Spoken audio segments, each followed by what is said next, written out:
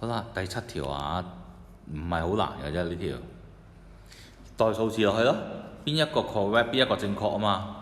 好，咁首先呢，我就代啦，4除3咁啊，一定係大過1啦。如果 B 係4，A 係3，係咪？咁 AB 一定大過0㗎，4乘3等於12，大過0啦。OK，但係你要留意一樣嘢啦，你要除咗有正數之外，負數都得嘅喎。嗱，例如點解呢？-4呢個-3約出嚟，即係 A 係sorry 呢個 B 係-4啊，A 係-3一樣得嘅喎。約咗出嚟，負得正，呢個都大過1嘅喎。咁但係-4乘-3呢，都係大過0嘅喎。咁所以 A 係啱嘅。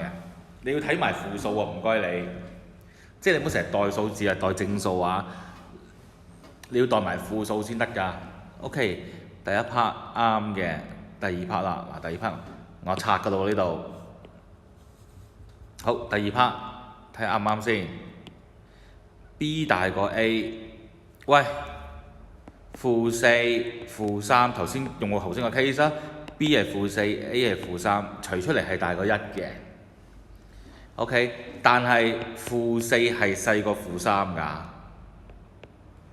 呢個 B， 咁都有矛盾啦，唔啱啦已經。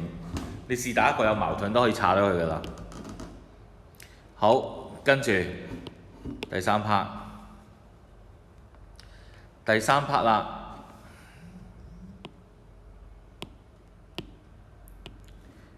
B 二次方係咪大過 A 二次呢？好簡單啦。頭先我咪咁樣嘅係咪？呢個 B 啦，呢個 A 啦，4嘅二次當然係大過3嘅二次啦，16大過9㗎嘛。倒翻轉啦，如果 B 係-4，A 係-3呢，-4二次等於16，都係大過-3二次嘅喎，都係16大過9喎。咁即係兩邊都啱啦，所以答案係1、3。C。